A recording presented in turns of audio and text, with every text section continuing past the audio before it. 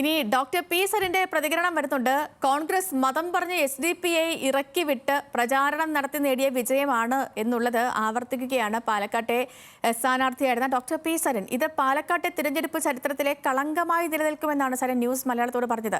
ഇടത് സഹയാത്രികനായി പാലക്കാട് ജില്ലയിൽ പൊതുപ്രവർത്തന രംഗത്ത് തുടരുമെന്നും സരിൻ പറഞ്ഞു. ശാന്തകുമാർ വെള്ളാലത്ത് തയ്യാറാക്കിയ റിപ്പോർട്ടിലേക്ക്. പാലക്കാട് ഉപതെരഞ്ഞെടുപ്പിൽ ഇടതു സ്ഥാനാർത്ഥി ആയിരുന്ന ഡോക്ടർ പി സരിനാണെന്ന് നമ്മോടൊപ്പം ഉള്ളത്.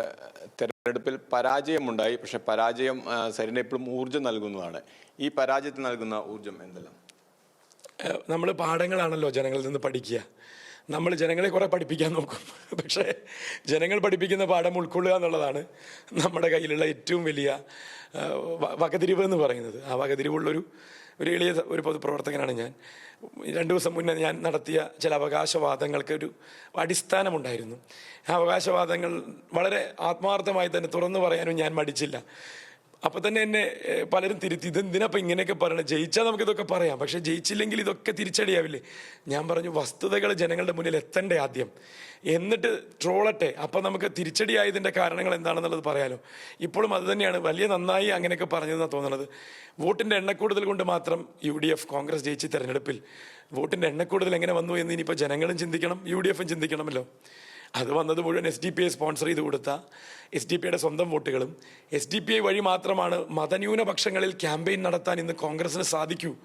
എന്തൊരു ഗതികെട്ട രാഷ്ട്രീയമാണിത്. മതന്യൂനപക്ഷങ്ങളുടെ വോട്ട് കിട്ടണമെങ്കിൽ പറയേണ്ടത് മതേതരത്വമല്ല, പകരം കുറച്ചുകൂടി എരികേറ്റുന്ന മതമാണ് എന്ന് വിശ്വസിക്കുന്ന SDP-യോടാണ് പറയുന്നത്, പോയി ക്യാമ്പയിൻ ചെയ്തിട്ട് വാടാ മക്കളെ ഞങ്ങൾക്ക് വേണ്ടി എന്ന്. എന്നാൽ പിന്നെ ഘടകകക്ഷിയാക്കിക്കൂടെ? ഇതിലെങ്കിലും എടുത്തുകൂടെ UDF-ലേക്ക്? BJP-യെ ചാരി രാഷ്ട്രീയം പറഞ്ഞ SDP-ക്ക് ബദൽ രാഷ്ട്രീയം പറയുന്നത് SDP-ഐ പോലെയുള്ള മത ന്യൂനപക്ഷ സംഘടനകളുടെ പ്രത്യക്ഷ മതനിലപാടിനെ സ്വീകരിച്ചിട്ടുള്ള രാഷ്ട്രീയത്തെ എതിർക്കുന്ന BJP-യുടെ ഹിന്ദുത്വ രാഷ്ട്രീയമാണ്. അതിനെ ചാരി ആണ് SDP-ഐ വളരുന്നത്, SDP-ഐ ചാരിയാണ് BJP വളരുന്നത്. ഇതിനെ രണ്ടിനെയും ചാരി മാത്രം കേരളത്തിലെ തെരഞ്ഞെടുപ്പ് ജനാധിപത്യ രാഷ്ട്രീയത്തിൽ നിലനിൽപ്പുള്ള ഒന്നാണ് തങ്ങളെന്ന് കോൺഗ്രസ് ഒരു നഷ്ടബോധവും ഇല്ലാതെ തെളിയിക്കാനാണ് ഇന്നലെ ആഹ്ലാദ പ്രകടനത്തിൻ്റെ ഭാഗമായി കൂട്ടേണ്ടവരെയൊക്കെ കൂടെ കൂട്ടിയത്. ന്യൂനപക്ഷ വോട്ടുകളിലേക്ക് എങ്ങനെയാണ് മതനിരപേക്ഷതയുടെ രാഷ്ട്രീയം എത്തിക്കേണ്ടത് എന്നുള്ളതിന് പകരം മതം പറഞ്ഞാണ് വോട്ട് പോരുന്നതെങ്കിൽ അത് പോരട്ടെ എന്ന് പറയുന്ന, അങ്ങനെ മാത്രം മതി വോട്ട് എന്ന് തീരുമാനിക്കുന്ന SDP-യെ പോലുള്ള സംഘടനകളെ വീടാന്തരം കയറി പള്ളിമുറ്റങ്ങളിൽ കയറി നിരങ്ങാൻ അനുവദിച്ച് നേടിയ ഒരു വിജയം പാലക്കാടിൻ്റെ രാഷ്ട്രീയ ചരിത്രത്തിൽ ഒരു തീരാ കളങ്കമായി മാറുമെന്നും അത് തിരിച്ചറിവോടുകൂടി തിരുത്തലോടുകൂടി ജനം തന്നെ പ്രതികരിക്കുന്ന ഒരു കാലം അതിവിദൂരമല്ലാതെ സംഭവിക്കുമെന്നും പ്രതീക്ഷിക്കുകയാണ്. കാല് ചവിട്ടി നിൽക്കും ഇവിടെ നിൽക്കുന്നിടത്തോളം ഉള്ള എൻ്റെ രാഷ്ട്രീയത്തിൻ്റെ എല്ലാ സത്യസന്ധതയും ഇടതുപക്ഷത്തിൻ്റെ രാഷ്ട്രീയത്തിൻ്റെ സത്യസന്ധതയുമായി ഒരു ശതമാനം പോലും മാറ്റമുണ്ടാകാൻ ഒരു സാധ്യതയുമില്ല.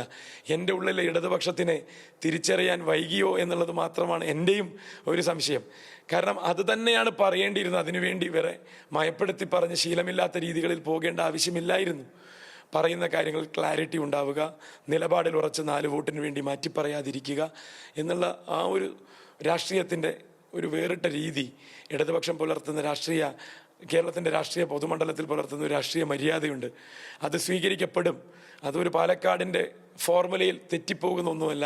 ചേലക്കരയിൽ അത് വിജയിക്കുന്നുണ്ട്, മറ്റ് പലയിടങ്ങളിലും വിജയിക്കുന്നുണ്ട്. ഏറിയ പങ്കും അതാണ് വിജയിക്കുന്നത്.